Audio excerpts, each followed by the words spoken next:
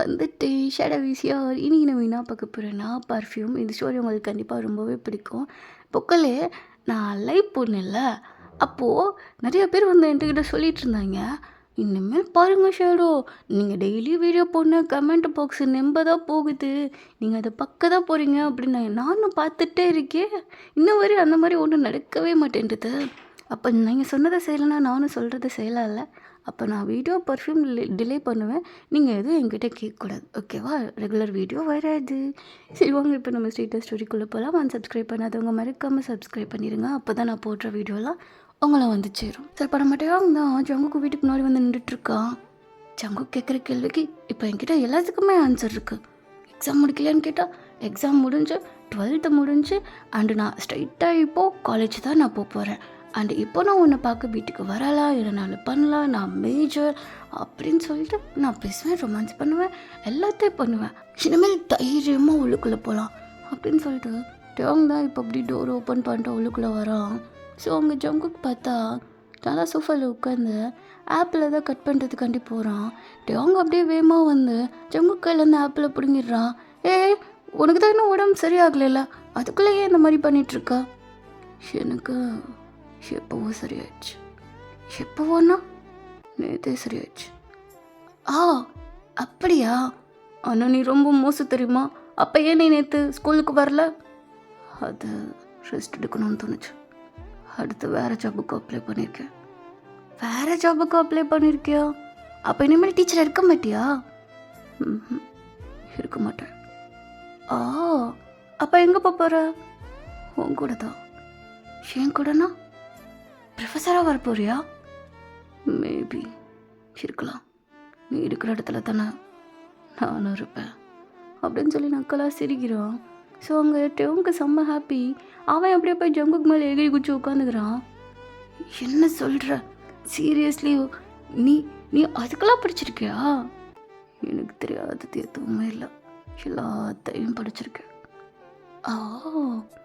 சரி Jungkook, exam முடிஞ்சு college போகிற, நீ வந்து நான் வந்து என்ன பண்ணணும்? இனிமேல் ரொமான்ஸ் ரொம்ப டீப்பாக இருக்கணுன்றியா?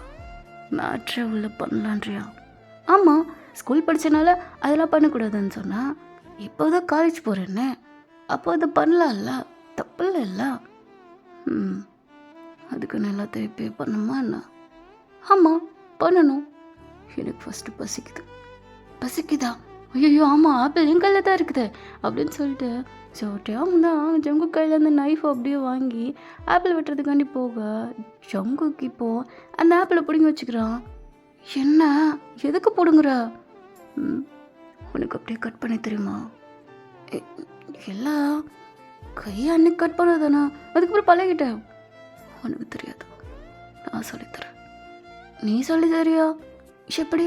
ஜங்குக் அந்த ஆப்பிள் அப்படியே டேங்கோட நெக்கு கிட்ட கரெக்டாக வைக்கிறான். ஜங்குக் என்ன பண்ணுற? ஆப்பிள் கட் பண்ண போகிறேன். என் கழுத்தில் வச்சா? பின்ன எங்கே வச்சா? அங்கே தான். தப்பி தவறி மட்டும் கழுத்தில் கத்தி பட்டுச்சு, அவ்வளோதான்டா, செத்துருவேன். அவ்வளோ சீக்கிரம்லாம் அதை பண்ண நடக்குமா? நான் முடிவு பண்ணாமா? ஏன்னா பொறுமையாடுறா அப்படின்னு சொல்கிற நம்ம ஜங்குக் தான் இப்போ அப்படியே அந்த கத்தி எடுத்து நம்ம டேங்கோட கழுத்துக்கிட்ட வைக்கிறான். ஸோ டேங்க் ஒரு மாதிரி செம்ம பயமாக இருக்குது.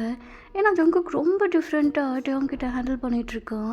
அந்த கத்தி கரெக்டாக ஆப்பிள் மேலே தான் வைக்கிறான். அதை அப்படியே கட் பண்ண அந்த ஆப்பிள் அப்படி கொஞ்சம் நம்ம டேங்கோட கழுத்தை அப்படியே கொஞ்சம் டைட்டாக க்ரிப் பண்ணி பிடிக்கிற மாதிரி இருக்கு.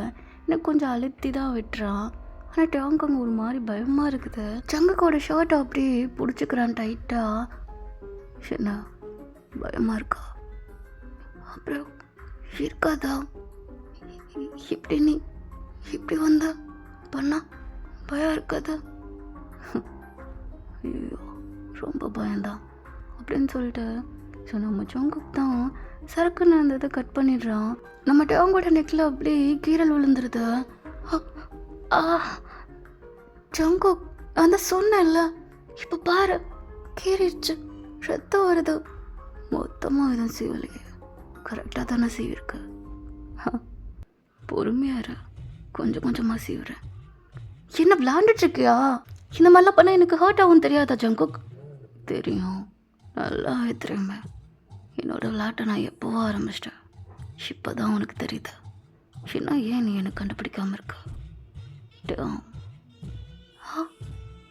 கிம் டேம், இன்னும்மா நான் உனக்கு யாரும் தெரில. உன்னை சொன்னேனே, நேரில் பார்க்குறப்போ உன்னை நான் கண்டிப்பாக ரசிக்க கொள்ள வேணாம். காலேஜ் வந்துட்டா உன்னை கொல்ல வேணாம். நீ நானே தான் மிஸ்டர் பர்ஃப்யூம். நீயா அப்படின்னு சொல்லிட்டு ஸோ அவங்க டோங் தான் எந்திரிச்சு அப்படியே பேக் வரான். நீ நீயா அந்த பர்ஃப்யூம் என்னமோ சொல்லிட்டு இருந்தா. நேரில் பார்த்தா என்ன குத்தி கொல்வேன், என் கூட சண்டை போட்டுட்ருப்பேன், அப்படி இப்படின்னு ஏதோ பேசிகிட்டு இருந்தே. என்னோட ரூமில் நீ சிசிடிவி கேமரா எல்லாம் வச்சுருக்கியா? இன்னமும் அதை கண்டுபிடிக்காமல் இருக்கியா? அதான் சொல்கிறேன்ல, சம்டைம்ஸ் நீ ரொம்ப புத்திசாலியாக இருக்க. சின்ன சின்ன விஷயத்தில் கோட்டை விட்டுடுற. இப்படிலாம் இருக்கலாமா சொல்ல? ஜீனியஸ்டாக கண்டுபிடிக்கிறப்பெல்லாம் எங்கே தான் வச்சுருக்கிய மூளைய? உன் பக்கத்தில் நான் இவ்வளோ இருக்கேன், கண்டுபிடிக்காமல் இருக்க. எதுக்காண்டி என்னோடய ஃபேமிலியை நீ கொண்டுட்ருக்க? அப்படி என்னதான் காரணம் என்கிட்ட சொல்லிட்டாச்சு கொல்ல. அவ்வளோ சீக்கிரம் சொல்லிடுவேனா? வாய்ப்பில்லை. உன்னை யாரா இப்போ சாகடிக்க போகிறா? காலேஜ் முடிஞ்சு கடைசி நாள் தான் சாவு உனக்கு. அது வரையும் நீ என் கூட என் வீட்டில் எப்பவும் டெய்லியும் இருக்க தான் போகிற. இனி உள்ள வந்துட்ட, இனி வெளியே போகிறதுக்கு வாய்ப்பில்லை. இங்கே தான் இருக்க போகிறேன். இல்லை, நான் உன் கூட இருக்க மாட்டேன். என் ஃபேமிலி அழிச்ச நீ நான் எப்படி உன் கூட இருப்பேன்? முடியாது. நீ கொல்றதா இருந்தா என்னை இப்போவே கொன்று. ஏன் என்கிட்ட சண்டை போட உனக்கு பயமாக இருக்கா? என்னை பார்த்தா உனக்கு அவ்வளோ இதா? நல்லா தைரியமாக இருந்துட்டேன். கண்ணெல்லாம் அப்படியே கலங்குது, பயத்தில் அப்படியே ஒரு மாதிரி நடுங்கிறியடா. இது பார்க்க நேரில் ரொம்ப நல்லா இருக்கு. இதே மாதிரி உங்கள் அக்காக்கா நான் தான் அந்த பையன் தெரிஞ்சா எவ்வளோ சந்தோஷப்படுவா இல்லை? லவ் பண்ணுற பையன் அதுவும் ஒரு சைக்கோ கில்லர். உங்கள் அப்பனை உங்கள் அத்தாலும் கொன்ன ஒரு கில்லர். பரவாயில்ல, கிட்டத்தட்ட எல்லாத்தையும் நல்லா சிறப்பாக கண்டுபிடிச்சேன். கரெக்டாக தான் கண்டுபிடிச்சிருக்கேன். எஸ், நான் ஒரு ஃபேமிலி சைக்கோ கில்லர் தான். உன் ஃபேமிலி அதில் எப்படி மாட்டுச்சுன்றத கொஞ்சம் கொஞ்சமாக அவன்கிட்ட சொல்கிறேன். ஆனால் இப்போ நீ என்கிட்ட சாக மாட்டேன் அப்படின்னு சொல்லிட்டு ஜங்குக் தான் அப்படி அவங்க முன்னாடி வந்து உட்காடுறான். அவன் நெக்கை அப்படியே பிடிச்சி சைடாக அப்படியே டேர்ன் பண்ணுறான். ஸோ அவனுக்கு லைட்டாக அங்கே பிளட் வந்து லீக் ஆகிட்ருக்கோம். ஸோ அது அப்படியே நம்ம ஜங்குக் அவனோட டங்கை வச்சு அப்படியே லிக் பண்ணி அதை அப்படியே லைட்டாக சக் பண்ண ஆரம்பிக்கிறான். ஸோ அவங்ககிட்ட அவனுக்கு தான் ஒரு மாதிரி செம்ம பயமாக இருக்குது. அவனால் எதுவுமே பண்ண முடியல. ஒரு மாதிரி அவனுக்கு கை கால்லாம் நடுங்க ஆரம்பிக்குது. என்ன ரியாக்ட் பண்ணுறது, எப்படி இதில் வந்து தப்பிக்கிறதுன்னு பிளாங்காக அப்படியே நிற்கிறான். ஆனாட்டையும் எல்லாத்துலேயும் நான் பர்ஃபெக்டாக பிளான் பண்ணி வச்சுருந்தேன். ஆனால் அன்எக்ஸ்பெக்டடாக நடந்தது நீ மட்டும்தான் என்கிட்ட லவ் பண்ணுறேன்னு சொல்கிறது. எனக்கு அது பிடிச்சது, உனக்கு கிஸ் பண்ண பிடிச்சிருந்துச்சு. என்ன இனிமேல் அப்படி பண்ணாத. உன்கிட்ட ரொமான்ஸ் பண்ண கூட பிடிச்சிருந்துச்சு. உனக்கு பிடிச்சாலும் பிடிக்கலனாலும் என் கூட தானே நீ இருந்தாகணும். சொல்லு, உன்னை நான் இவ்வளோ ட்ரோவாக லவ் பண்ணேன். அப்போவே என்கிட்ட சொல்லியிருக்கலாம்ல. எதுக்காண்டி ஜங்குக்கு இப்படி நீ என்னை கஷ்டப்படுத்துகிற? நான் கஷ்டப்படணும்னு உனக்கு ஏன் இப்படி தோணுது? என்னால் நீ எதுவும் ஹர்ட் ஆனியா? ரொம்ப ஆர்வப்படாதா. எல்லாம் உடனே கிடச்சிருந்தா அதோட அருமை, அதோட வேல்யூ தெரியாது. இப்போதைக்கு மாமா ரொமான்டிக் மூட்டில் இருக்கிறப்போ இதெல்லாம் நம்மளுக்கு ரொம்ப அவசியமா சொல்ல. என்கிட்ட அது பண்ணணுன்றதுக்கான தானே வந்தேன், பண்ணலாமா அப்படின்னு சொல்ல. அவங்களுக்கு ஒரு மாதிரி செம்ம கோவம் வருது. என்னை விட்டு தள்ளிப்போ, என் பக்கத்தில் நீ வராத. கொள்றதா இருந்தாலும் டார்ச்சர் பண்ணுறதா இருந்தாலும் பண்ணி தொலை.